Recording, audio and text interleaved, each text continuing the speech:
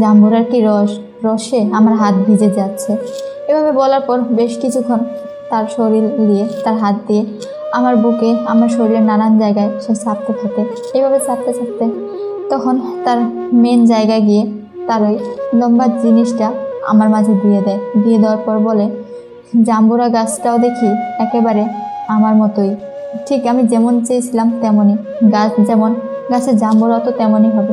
গাছ যদি মিষ্টি হয়, জাম্বুরা তো আরও মিষ্টি হবে। এই কথা বলতেছে আর মুখের মধ্যে আমার বুকটা নিয়ে নিল।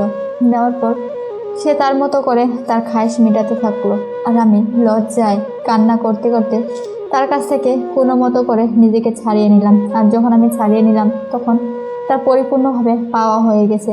আজকে আমি আপনাদের মাঝে আমার জীবনের কিছু গল্প তুলে ধরার জন্য এসেছি। আমার জীবনের কিছু কথা আজকে আপনাদের মাঝে শেয়ার করার জন্য এসেছি। তো আশা করি সবাই আমার জীবনের গল্প এবং কথাগুলো শুনবেন।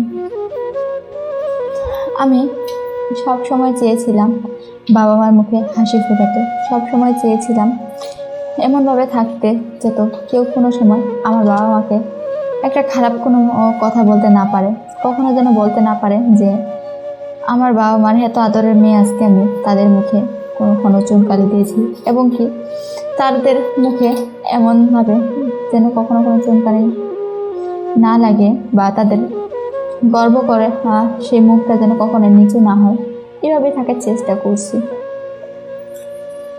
তো এইভাবেই যাই হোক, প্রতিটা বাবা মা তার সন্তানের প্রতি একটাই চাওয়া পাওয়া থাকে যে যতই তাদের কষ্ট হোক, তাদের সন্তানেরা যেন সৎ পথে থাকে, ভালো পথে থাকে। তাদের সন্তানেরা যেন কোনো সময় এমন কোনো কিছু না করে যে তাদের ভুলের কারণে তাদের সারা জীবন মাথা নিচু করে চলতে হয়, ঠিক এমনই। আর দ্বিতীয়ত, আমিও সবসময় আমার বাবা মাকে খুব ভালোবাসতাম। আমার বাবা মা আমাকে একটা কথাই বলতো, আর কিচ্ছু চাই না আমার কাছে, শুধু চাই আমি যেন মনোযোগ দিয়ে পড়াশোনা করি, ভালো ভালো রেজাল্ট করি, সব সময় যেন ভালো কিছু করি, এতটুকুই চাওয়া। আমি বলতাম, ইনশাল্লাহ তোমরা যদি আমাকে দোয়া করো আমি অবশ্যই সফল হব, আমি অবশ্যই তোমাদের মুখ উজ্জ্বল করব। তো এইভাবেই সবসময় বলতাম। তেমন করতে করতে পড়াশোনা নিয়ে আমার অনেক স্বপ্ন, অনেক আশা ছিল। আর পড়াশোনার দিক দিয়ে আমি অনেকটাই ট্যালেন্ট ছিলাম। সব সময় আমি পড়াশোনার দিক দিয়ে সবার আগে ছিলাম, সবার ফার্স্ট ছিলাম। কখনো টিচাররা বাবা মাকে আমার পড়াশোনা নিয়ে কোনো অবজেকশন দিতে পারতো না, বা কোনো নালিশ বিচার কোনো কিছু দিতে পারতো না। সব সময় আমার টিচাররা বলতো যে সব সময় আমি কি এমন করি, কি এমন শিক্ষা দেয় আমার বাবা মা, যার কারণে আমি পড়াশোনায় এত ভালো রেজাল্ট করি, সব দিক দিয়ে আমি এত ভালো করি। তো আমি একটা কথাই বলতাম যে স্যার, আমার বাবা মার দোয়া আমার সঙ্গে আছে, আমার আর কিচ্ছু চাই না, আমার শ্রেষ্ঠ পাওয়া আমার বাবা মার দোয়া, এর থেকে আর কি চাওয়ার আছে, কি পাওয়ার আছে। তো এইভাবেই দীর্ঘদিন আমার কাটতে থাকে, এইভাবে আমার জীবন চলতে থাকে। তো এইভাবে আমার জীবন চলতে চলতে একটা পর্যায়ে আমি যখন ভাবলাম যে আমি এবার আর যে কোনো একটা বড় কিছু করব, কিংবা আমি হয়তো আমার গ্রাম ছেড়ে শহরে কোনো কলেজে ভর্তি হব। তো তখন ঠিক এই কাজটাই হয়, বাবা মাকে বলি। বাবা মা প্রথমে আমাকে শহরে বা গ্রাম থেকে দূরে যাইতে দিতে চায় না। তারা ভয়ে থাকে যে আমি কি ঠিকমতো খাওয়া দাওয়া করবো, ঠিকমতো চলতে ফিরতে পারবো, ঠিকমতো স্কুল করতে পারবো, ঠিকমতো ক্লাস করতে পারবো, সব দিক দিয়ে যদি আমার অনেকটা প্রেশার হয়ে যায়। তারপর আমি বাবাকে বুঝিয়ে বলতাম, বুঝিয়ে বলার পর আমাদের গ্রাম থেকে অনেকটা দূরে শহরে ভর্তি করে দেয় আমাকে। ভর্তি করে দেওয়ার পর কলেজে হস্টেলে থেকে পড়াশোনা করতাম। তো ওই হস্টেলে থেকে পড়াশোনা যখন করতাম, ঠিক আমাদের কলেজেরই একটা স্টুডেন্টের সঙ্গে আমার একটা বন্ধুত্ব তৈরি হয়। সেই বন্ধুত্বর সাথে থাকতে থাকতে একটা পর্যায়ে তাকে আমি, বা সে আমাকে প্রপোজ করে বসে, আর আমিও তাকে অ্যাকসেপ্ট করে নিই। সে দেখতে শুনতে যতটা সুন্দর ছিল, আমার তাকে প্রথম দেখেই অনেক ভালো লেগে যায়, কিন্তু কখনো প্রকাশ করি না। সে যখন প্রকাশ করে তখন আমি তাকে অ্যাকসেপ্ট করে নিই।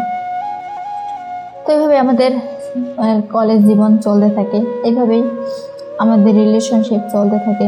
তখন আমরা সিদ্ধান্ত নিই, এখন আমরা যথেষ্ট পরিমাণে বড় হয়েছি, যথেষ্ট পরিমাণে নিজের দায়িত্বটা আমরা নিজে নিতে শিখেছি। তো সেক্ষেত্রে ফ্যামিলিতে বাবা মাকে আমাদের সম্পর্কের কথা জানাই। তো তখন বাবা মা সে ছেলের সম্পর্কে খোঁজ খবর নেয়, নিয়ে দেখে ছেলে যাই হোক সব দিক দিয়ে ভালোই আছে, বা ছেলের বাড়ি থেকে আমার সম্পর্কে খোঁজ খবর নিয়ে সব দিক দিয়ে যখন মিলে যায়, তখন আমাদের বিয়ের দিন তারিখ ঠিক করে।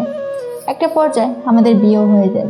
কিন্তু আমি যে তাকে খুব ভালোবাসতাম বা সে আমাকে ভালোবাসতো, এই কথা বিয়ের পরও আমি প্রায় গল্প করতাম যে আমাদের বিয়েটা লাভ ম্যারেজ ছিল ঠিকই, কিন্তু আমাদের ভালোবাসাটা বিয়ের পরও এতটুকু তিল পরিমাণও কমেনি। যত দিন যায় তত মনে হয় আমরা নতুন করে একে অপরের প্রেমে পড়ি, যত দিন যায় তত নতুন করে একে অপরের ভালোবাসাতে ডুবে মরি, এরকম মনে হতো। তো আমার হাজব্যান্ডের চাচাতো ভাই ছিল, তো চাচাতো ভাই প্রায় মাঝে মাঝে আমাদের বাসায় আসতো। তো প্রায় মাঝে মাঝে আমার সঙ্গে শয়তানি করতো। আমার চাচা শ্বশুরের ছেলেও আমাদের সঙ্গে পড়াশোনা করতো। তো তাকে আমি অনেক আগে থেকেই চিনতাম, অনেক আগে থেকে তার সঙ্গে আমার পরিচয়। তো এইভাবেই প্রায় মাঝে মাঝে আমাদের বাড়িতে আসতো, কথা বলতো, হাসি ঠাট্টা করতো, সবাই মিলেমিশে থাকতাম। একটা হাসি খুশি পরিবার ছিল, যেখানে কখনো দুঃখের ছায়া নেমে আসার কোনো চান্সই ছিল না, বা দুঃখ আসলেও সে থাকতে পারতো না, চলে যেত। এরকম একটা হাসি খুশি ফ্যামিলি ছিল, পরিবার ছিল। তো আমার দেওর প্রায় দেখি মাঝে মাঝে জামগুলা নিয়ে আসে। তো আমি আমার দেওরকে একদিন পথের মধ্যে আটকিয়ে বলি যে, আচ্ছা ভাই, তুমি প্রতিদিন জাম্বুরা নিয়ে আসো কেন? আর দ্বিতীয়ত, ওকে তো আমি আগে থেকে চিনতাম, এক এক সময় এক এক নামে ডাকতাম, কখনো ভাই বলতাম, কখনো দেওর বলতাম, কখনো বা বেস্ট ফ্রেন্ডের মতো নাম ধরে ডাকতাম, তুই তুকারি করে বলতাম। যেহেতু ওকে আমি অনেক আগে থেকেই চিনতাম, বিয়ের আগে থেকেই চিনতাম, তো সেক্ষেত্রে কেউ কিছু বলতোও না। তো তখন আমি তাকে প্রশ্ন করার পর সে আমাকে বলে, আরে ভাবি, এখন তো বিয়ে করছো তাই ভাবি ডাকতে হয়, আগে তো যখন বিয়ের আগে আমার সঙ্গে কথা বলতাম কতই না শয়তানি আর কি করতাম। তো প্রতিদিন জাম্বুরা নিয়ে যাই, জাম্বুরা খাই, খেয়ে নিজের শরীরে এনার্জি বাড়াই। তোমরা তো নিত্য নতুন প্রতিদিন ভিটামিন পাচ্ছ, তুমি, আমি তো আর পাই না, আমার তো ভিটামিন তৈরি করতে হয়। তো সেরকম একটু ভিটামিন তৈরি করি, নিজের শরীরটাকে একটু স্ট্রং করি, মজবুত করি। দুদিন পর তো আমাকেও বিয়ে করতে হবে, সেই ট্রেনিংগুলো আগে থেকে একটু শিখে দাও না, বা নিজেও একটু পরিস্থিতিটা বোঝার চেষ্টা করি। আমি বললাম, মানেটা কি? পরে বলল, জাম্বুরার যে রস, কি আর বলবো ভাবি, জাম্বুরার দানাগুলা যেরকম দেখতে একের মতো, সেরকম জাম্বুরার রসগুলো মনে হয় চিপতেই থাকি, আর যদি একটা চিপা দেই একেবারে রস দিয়ে ভরে যায়, এত রস, খুব ভালো লাগে, খুব মিষ্টি। আমি বললাম, তাই নাকি? একদিন সময় করে আমাদের বাড়িতে নিয়ে আসো, সবাই মিলে একসঙ্গে খাওয়া যাবে।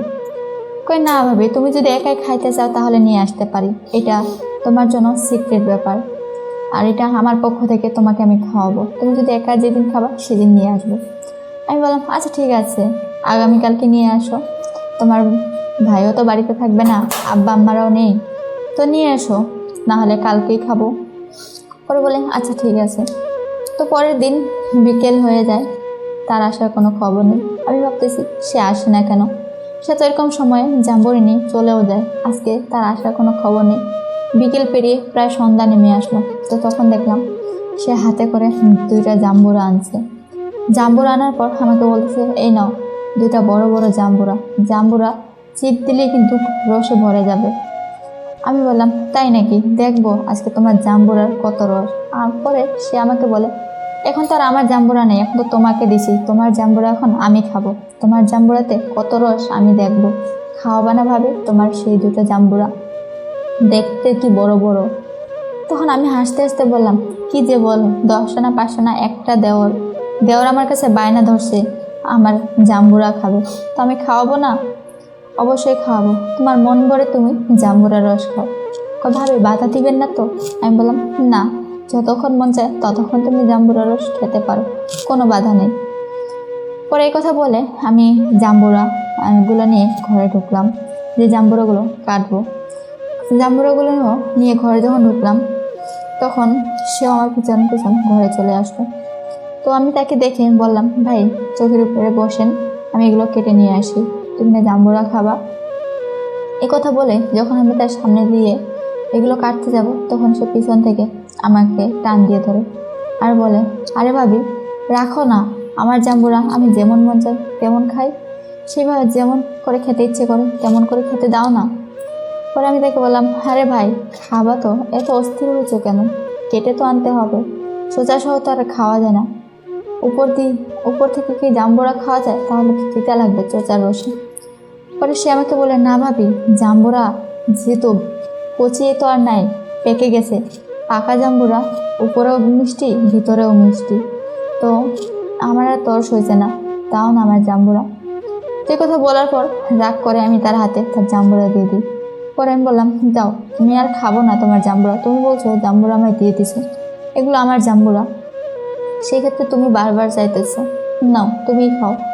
এই কথা বলার পর রাগ করে যখন আমি তার হাতে জাম্বুরা দিয়ে দিই, সে জাম্বুরা দুটা চোখের এক সাইডে রেখে দিয়ে সে আমাকে টেনে বিছানায় শুয়ে দেয়। দেওয়ার পর সে কোনো কথাবার্তা না বলে ডিরেক্টলি আমার বুকে তার হাত দুটো দিয়ে দেয় আর বলে, আরে কেন বোঝো না তুমি যে আমি যে বলতেছি যে জাম্বুরার কচি নেই, পেকে লাল টসটসে হয়ে গেছে, চিপলেই রস পড়বে, বুঝো না আমার কথা? তুমি যেহেতু বিয়ে করছো, তুমি যদি বিয়ে না করতে তাহলে আমি তোমাকে বিয়ে করতাম। তুমি জানো, যেদিন শুনছি ভাইয়া তোমাকে ভালোবাসে সেদিন আমি তোমার পর থেকে সরে গেছি, কিন্তু তোমার প্রতি আমার যে নেশা, যে আসক্তটা, সেটা আজ পর্যন্ত কাটেনি।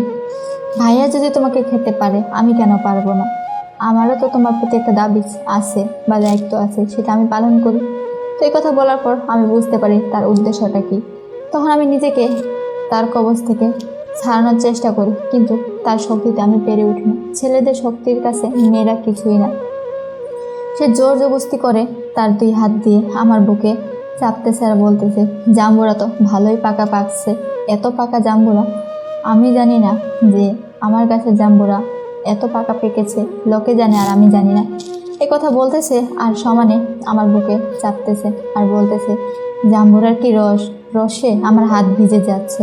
এভাবে বলার পর বেশ কিছুক্ষণ তার শরীর দিয়ে, তার হাত দিয়ে আমার বুকে, আমার শরীরের নানান জায়গায় সে চাপতে থাকে।